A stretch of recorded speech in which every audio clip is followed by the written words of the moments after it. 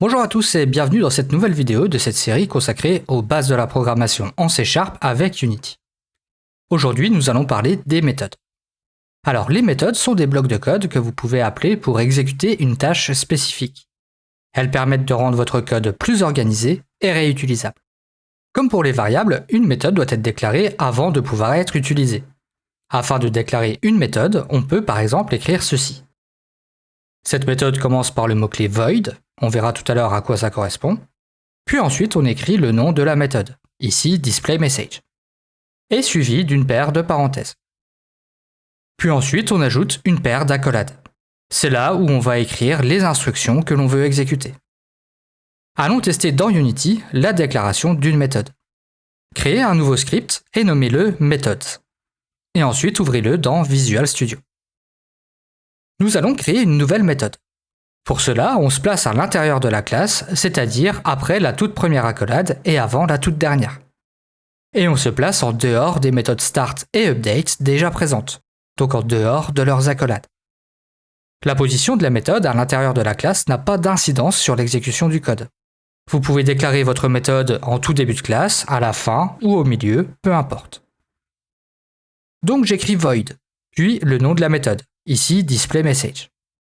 Puis une paire de parenthèses et enfin une paire d'accolades. Nous venons de déclarer une nouvelle méthode. Alors pour l'instant, cette méthode ne fait rien, mais elle existe. Je vais maintenant lui ajouter une instruction afin que notre méthode ait une utilité. Je vais lui faire afficher un message dans la console Unity avec un debug.log. Retournons maintenant dans Unity pour tester notre script. Dans la hiérarchie, s'il vous reste le GameObject de la vidéo précédente, vous pouvez le supprimer ou le désactiver. Créons un nouveau GameObject, ajoutons-lui notre script et cliquons sur Play. On s'aperçoit que rien ne s'affiche dans la console. Nous avons en effet déclaré une méthode, mais nous n'avons à aucun moment dit à notre programme quand l'exécuter. Allons corriger ça dans Visual Studio. Pour exécuter le code à l'intérieur d'une méthode, nous devons l'appeler. Cela se fait simplement en écrivant son nom suivi d'une paire de parenthèses. Je vais donc appeler notre méthode displayMessage dans la méthode start. Retournons dans Unity pour tester. Je clique sur Play, et on peut voir que maintenant le message s'affiche dans la console. Si j'appelle 3 fois la méthode, je vois que le message s'affiche 3 fois dans la console. Nous venons donc d'exécuter plusieurs fois le même code, l'affichage du message, sans avoir à l'écrire plusieurs fois. C'est l'un des avantages des méthodes. Les méthodes peuvent également prendre des paramètres, qui sont des valeurs que vous passez à la méthode pour qu'elle les utilise. Dans la déclaration d'une méthode, on peut définir le ou les paramètres entre les parenthèses. Les paramètres sont définis comme des variables avec un type et un nom. Par exemple, ici, je peux ajouter un paramètre de type string avec le nom message. À l'intérieur du corps de la méthode, je pourrais ensuite utiliser cette variable. Allons modifier notre script pour tester ça. J'ajoute un paramètre de type string et avec le nom message. J'utilise ensuite cette variable dans le debug.log. On va maintenant modifier l'appel de la méthode afin de lui fournir ce paramètre. Allons tester dans Unity. On voit que les 3 messages s'affichent dans la console. Nous avons exécuté 3 fois la même méthode, afficher un message dans la console, mais avec des données différentes, donc avec des résultats différents. Nous pouvons aussi utiliser une variable pour passer un paramètre à une méthode. Par exemple, ici, je peux déclarer une variable de type string, appelons-la message, et donnons-lui la valeur this message is in a variable. Et maintenant, passons cette variable à notre méthode displayMessage. Retournons dans Unity pour tester. Le message s'affiche bien dans la console. On peut mettre autant de paramètres que l'on souhaite. Par exemple, nous pouvons créer une nouvelle méthode appelée add et qui prend 2 paramètres. Les paramètres sont séparés par une virgule. Appelons cette méthode dans le start en lui donnant les arguments nécessaires. Nous devons spécifier les arguments dans le même ordre que la déclaration de la méthode. Donc ici, la valeur 7 sera placée dans le paramètre A et la valeur 5 sera placée dans le paramètre B. Allons tester dans Unity. Le résultat s'affiche bien dans la console. Les méthodes peuvent aussi retourner une valeur. Pour ça, on doit spécifier le type de la valeur retournée. Ici, le mot-clé void, utilisé jusqu'à présent, signifie que la méthode ne retourne pas de valeur. On peut le remplacer par le type de notre choix. Par exemple, ici, je peux spécifier que ma méthode add doit retourner une valeur de type int. Lorsqu'une méthode retourne autre chose que void, il est impératif d'utiliser le mot-clé return dans le corps de la méthode, afin de spécifier quelle valeur on souhaite retourner. Le type de ce qui est écrit après le mot-clé return doit correspondre au type de retour de la méthode. Par exemple, ici, return a plus b. A et b étant des entiers, leur addition est un entier et correspond donc bien au type de retour de la méthode. Le mot-clé return met fin à l'exécution de la méthode. L'objectif de la méthode étant de retourner une valeur, à partir du moment où c'est fait, son travail est terminé. Et donc le code écrit après le mot-clé return ne sera pas exécuté. Allons tester tout ça dans notre script. Modifions la déclaration de notre méthode add et changeons son type de retour par int. Ajoutons ensuite le mot-clé return afin de retourner le résultat de l'addition.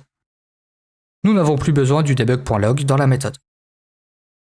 Si l'on souhaite récupérer la valeur retournée par une méthode, on peut la stocker dans une variable du type correspondant. Par exemple, ici, je peux stocker le résultat de l'addition dans une variable de type int. Utilisons ensuite un debug.log pour l'afficher dans la console. Allons tester dans Unity. On voit maintenant dans la console que le résultat de l'addition s'affiche.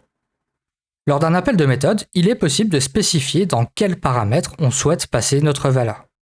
De cette façon, il n'est plus nécessaire de respecter l'ordre des paramètres puisque l'on donne un nom à chaque valeur.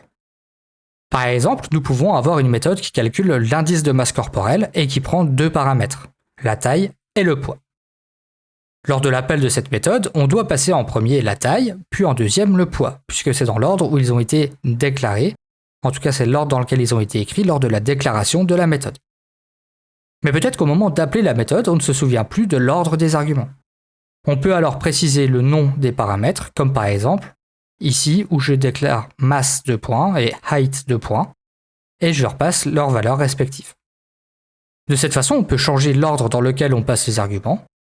Ici, on passe le poids en premier, puis la taille, alors que dans la déclaration de la méthode, on avait fait l'inverse. Cela permet également d'améliorer la lisibilité du code en donnant un sens aux valeurs passées en argument. Si on compare ces deux lignes, la première ligne est plus facile à lire puisque l'on sait tout de suite à quoi correspondent les valeurs. Il est également possible de déclarer des paramètres facultatifs. Les paramètres facultatifs sont des paramètres qui ont une valeur par défaut, dans le cas où on ne passerait pas de valeur pour ce paramètre lors de l'appel de la méthode. Dans la déclaration de la méthode, on donne au paramètre optionnel une valeur par défaut avec le signe égal suivi de la valeur par défaut. Ici, le paramètre color est un paramètre optionnel et il a la valeur blue comme valeur par défaut. Les paramètres optionnels se placent à la fin de la liste des paramètres, après tous les paramètres obligatoires. Allons dans Visual Studio pour tester. Modifions notre méthode displayMessage et ajoutons-lui un paramètre optionnel de type string, avec le nom color et une valeur par défaut à blue. Changeons le corps de la méthode pour prendre en compte ce paramètre. Dans les messages affichés dans la console Unity, on peut utiliser des balises rich text, comme la balise color par exemple. Donc on va écrire ici la balise color en prenant en compte notre variable color et on ferme notre balise color après le message. Dans la méthode start, appelons cette méthode plusieurs fois avec ou sans ce paramètre optionnel. Par exemple, un premier message ici, je vais l'afficher en rouge, un deuxième message et je ne spécifie pas de deuxième paramètre, donc ce paramètre optionnel prendra la valeur par défaut bleu. Et enfin, un troisième message, disons en vert, et je lui passe ici en deuxième paramètre le code hexadécimal de la couleur verte. Allons dans Unity pour tester. Nous voyons que les messages où nous avons spécifié une valeur pour le paramètre optionnel ont bien pris la couleur spécifiée. Et les messages où nous n'avons pas donné de valeur, nous avons utilisé la valeur par défaut, le bleu. Pour ajouter de la couleur à notre message, nous avons ajouté une balise rich text color avec une concaténation de strings. Ça rend la ligne pas très facile à lire. À la place d'une concaténation, on peut utiliser une interpolation de chaîne de caractères, c'est-à-dire insérer la valeur d'une expression directement dans la chaîne de caractères.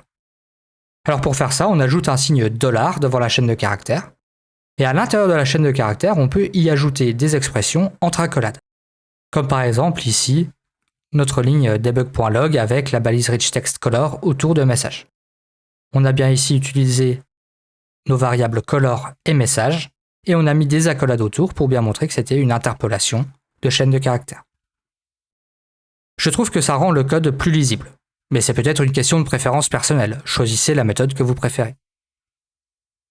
Il est également possible de créer des surcharges de méthodes, c'est-à-dire déclarer d'autres méthodes avec le même nom et le même type de retour, mais avec des paramètres différents. Ça peut être des types différents ou un nombre de paramètres différents. On peut tester ça avec notre méthode displayMessage. Plutôt que d'utiliser un paramètre optionnel, on peut déclarer 2 fois cette méthode. Une première fois avec juste le message comme paramètre, et une deuxième fois avec les 2 paramètres. Cette fois-ci, nous n'utilisons plus de paramètres optionnels.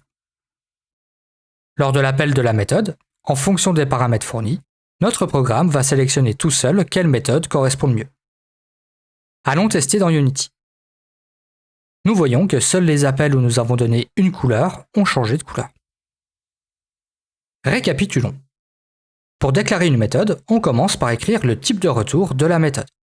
Si la méthode ne renvoie rien, on utilise le mot-clé void.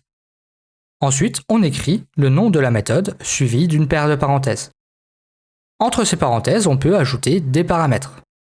Les paramètres ont un type, un nom et peuvent être optionnels. Les paramètres optionnels se placent à la fin de la liste. Enfin, on écrit des accolades entre lesquelles on va venir écrire les instructions à réaliser par la méthode. Le type de retour, le nom et les paramètres forment ensemble ce que l'on appelle la signature de la méthode. Les accolades et les instructions qu'elles contiennent forment ce que l'on appelle le corps de la méthode. Et c'est tout pour cette vidéo sur les méthodes en C#. J'espère que vous avez trouvé ça utile. Dans la prochaine vidéo, nous parlerons des opérateurs de comparaison et comment les utiliser pour effectuer des comparaisons entre valeurs. Si vous avez des questions, n'hésitez pas à les poser dans les commentaires. Merci d'avoir regardé et à la prochaine.